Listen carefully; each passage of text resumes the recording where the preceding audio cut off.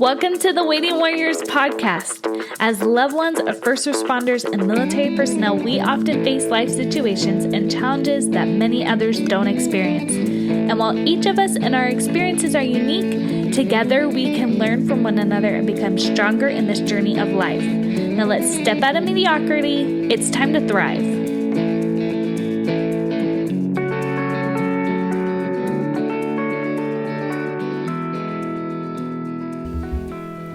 Hi guys, and welcome to the Waiting Warriors. I just wanted to start out by saying I'm so sorry that I've missed a few weeks this summer. I have had a few interviews that have been planned, and then technology just has kind of failed me, and that's what happened this week. I just had some stuff planned and it just wasn't able to happen. But I realized I haven't done an interview of myself other than the very first episode introducing myself. So I thought instead of having nothing for this week, I thought I'd talk to you, and hopefully it's better than nothing. So a little background about me. I'm Michelle Bowler. Hi. I'm the host of the podcast. I've got 3 little girls. Emma is 5, about to start kindergarten. Mary turns 4 at the end of August and will start preschool, and Anne just turned 2. So we have a whole lot of energy, sass, princess parties, dancing, and just crazy amounts of goofiness at our house. I work from home. I do a lot for this podcast and the Waiting Warrior initiative on Instagram and Facebook, and I'm trying really hard to just create a space that really helps and serves and makes our lives as Waiting Warriors easier. I also work with an MLM, direct sales, whatever you want to call it, for just over a year now. But before you roll your eyes, I was very careful about that decision. First of all, I actually fell in love with the makeup first. It's a beauty company. I fell in love with that first. It actually helped, the craziness of my life. It helped me feel better. And the company is actually structured so it can't turn into a pyramid, which I was very careful about. The distributors don't turn into the only customers of the business. And anyways, I realized I'm ranting on that. And people just get so weird about MLMs, and I get that people are really silly and pushy about it, or just silly and think it's gonna get them rich overnight. But my approach, honestly, is just that I want to make lives better. That's my whole theme for anything I do in business, and helping women figure out how to light up their faces, love their own type of beauty totally fits into that category that I'm building with the Waiting Warriors. And I just really enjoy interacting with women all the time because, remember, I've got 3 little crazies. I love them, but Mama needs to talk about something other than ouchies and princesses and whose turn it is with the Rapunzel doll. Anybody else kind of know that feeling where you're I need to talk to some adults today? I actually realized it was funny. I only have had my 2-year-old this week because the older girls have been at their grandma's house for a sleepover. And this morning, I just realized I was talking in her short sentences. She says, "I talk daddy." And I realized as we were getting dressed, "I help you put shirt on." And things like that. I was just oh man, this is funny. I try not to baby talk to them so they can start to talk better, but I was doing it myself. It was really funny. But this all kind of rolls into what I want to talk about today, which is the importance of finding your people, your support group. And I know this is a known fact within the military community. It's common advice, but it's just as true for first responder loved ones. What's been interesting to me, though, is everyone seems to know it, but few feel like they're, quote unquote, successful at it. It's so incredibly easy to just feel utterly alone as a waiting warrior. No matter what the career of your loved one is, they're gone a lot. It's not like law enforcement works a simple 9 to 5. Our firefighters can be gone for weeks at a time. Right now, I know California and Utah are literally on fire, like the majority of the state. And I'm sure other places are having problems too. And I know that the firefighters have come from surrounding states to help. And the military is no different. I just want you to know, though, that I love and respect all of you waiting warriors so much and wish I could be there for each of you when your loved one leaves. I know it's torture sometimes. We find these amazing people, the love of our lives, our brothers or sisters, our moms or dads, our sons and our daughters. We devote our lives to them in such a real way because we love them and we want them involved in our lives. And then we let them go so they can go do the job that they love. And especially if you are married, it's not like you got married just because you wanted them gone all the time, right? Like, you got married because they were your person. They were the one you wanted to be with all the time and forever. And then the job makes them leave. And that person that completes you has to go. So what do we do about that, though? I can tell you from experience that you can try and do it all on your own, but that's incredibly difficult and depressing. When Austin first joined the Army and went to basic training, we had just gotten married about 6 months ago when he left, and I was newly pregnant. And all of a sudden, I was living completely alone in Idaho, and my family is in California, and then a few people in Utah. And at first, I didn't know what to do.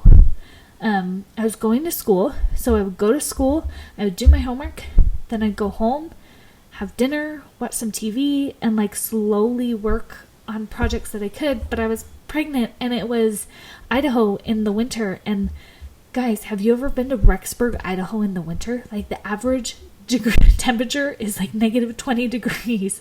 It is, or 20 degrees or 10. I can't even remember. It was just so stinking cold.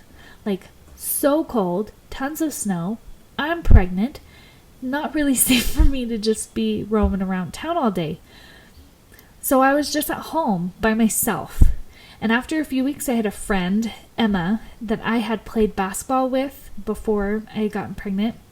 We played basketball at the college, and she invited me to watch some basketball games that her husband was refereeing. And my initial instinct was to say no, because I'm just a dumb, super stubborn, prideful person who likes being independent, and I kind of pride myself on the fact that I'm independent, and I like to think that I can do things on my own. And I know that may sound so silly to some of you, but it honestly took me way out of my comfort zone to simply accept. I struggle and always doubt that like people, that they don't really want me around, that they're kind of just taking pity on me. And which I know that's silly, but the feelings are still there and they're very real to me. But Emma and this other girl whose husband also refereed, her name was Emily, like they saved me those 5 months that Austin was gone. And Austin's been gone numerous times since then, but I haven't been able to just hang on to Emma and Emily. We've moved 3 times since he was gone at basic, and honestly, the last move has been our hardest, which is funny because all we did was move an hour north.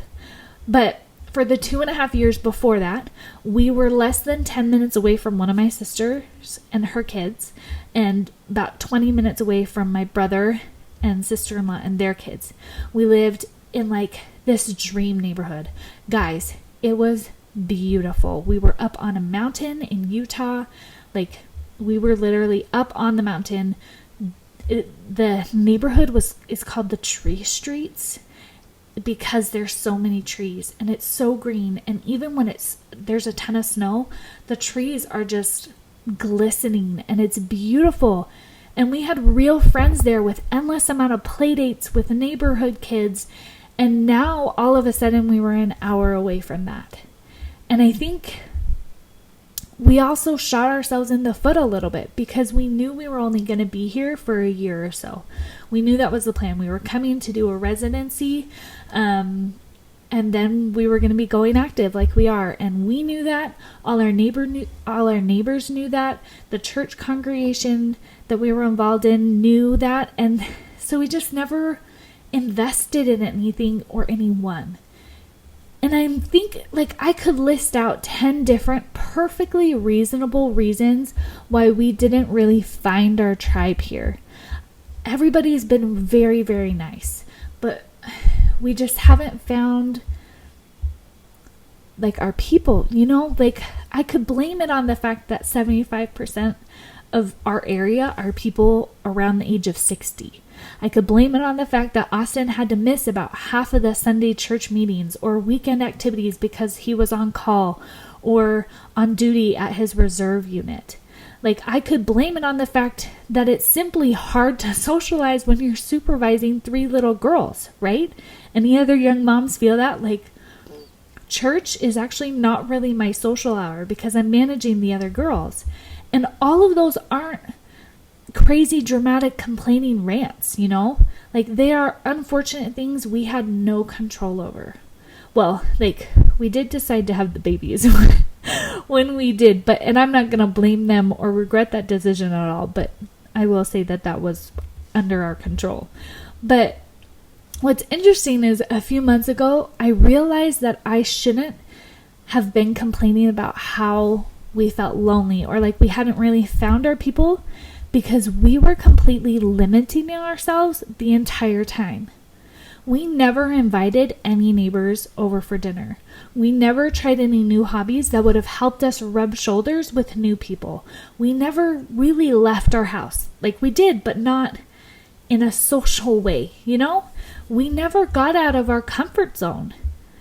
People didn't fall into our laps out of the sky right in front of us, so we deemed this house and area a dud and kind of suffered through it.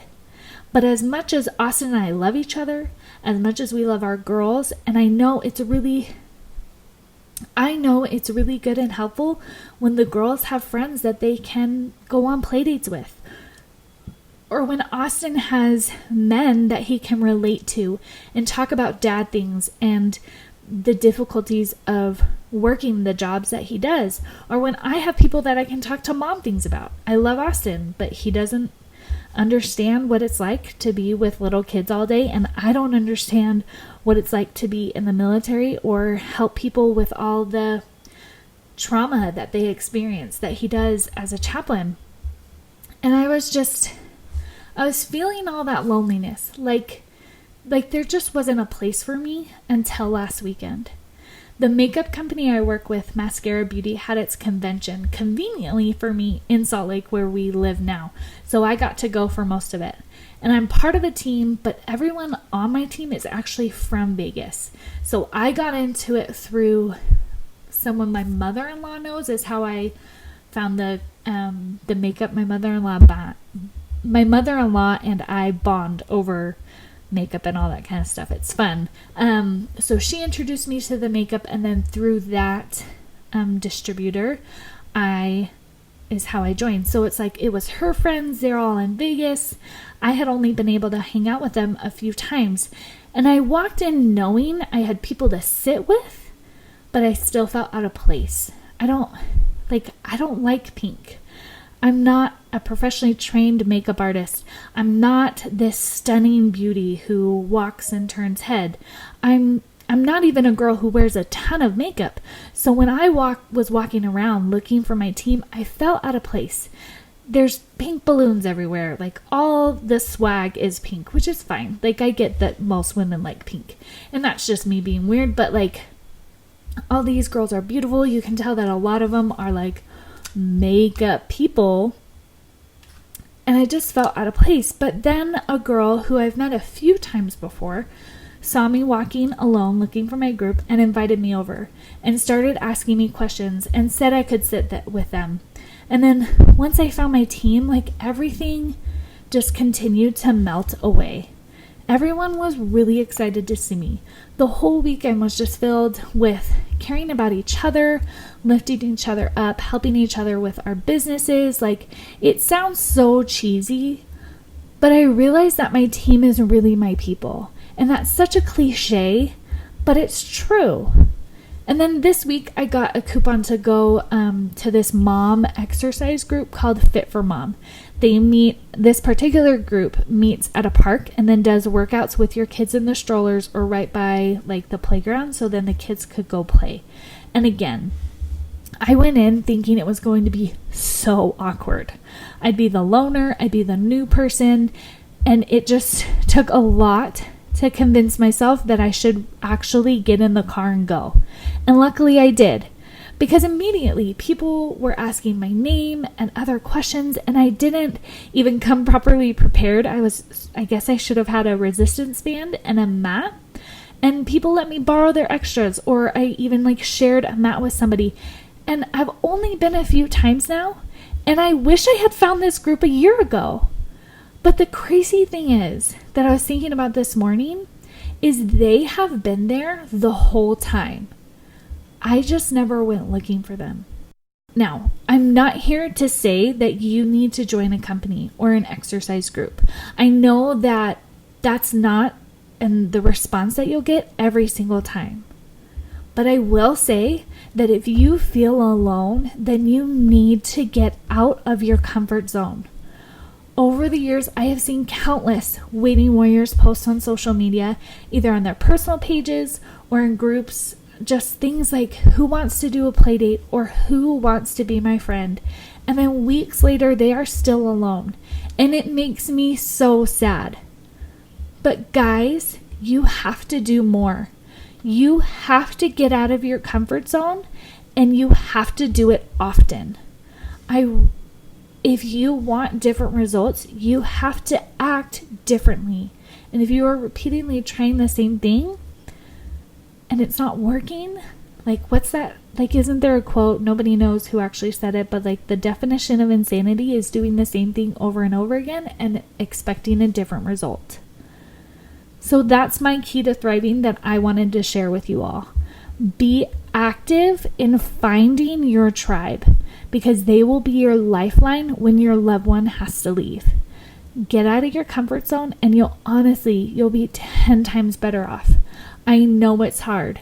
I know it's uncomfortable. You want it to just happen for you because honestly, you do deserve that. And I will give you that credit. You do. You are being an incredible loved one by supporting your service member, your law enforcement officer, your first responder, your firefighter. You are incredible for supporting them and loving them and going on the ride. But it's not going to fall out of the sky. You have to be active in finding that. And I'm honestly, truly, deeply so grateful for all of you for listening to the podcast, for all of you who have reached out to me saying how much you are liking it and how much it is helping, or just started following our family's journey on Instagram with the Waiting Warrior. And I know your time is precious. I so appreciate that you are here, and thank you for devoting your time, that precious time, to this podcast and helping yourself, helping your family thrive, and helping our community. Thank you so much, and guys, have a great week. Hi guys, I hope you're enjoying this podcast. I know I've been learning so much, so please share with any friends and family you know, whether you know someone who is a waiting warrior, or if you just think one episode can shed some light to friends and family about what you're going through. Share. And always remember, we're stronger together, and here we can thrive. Until next time, have an awesome day.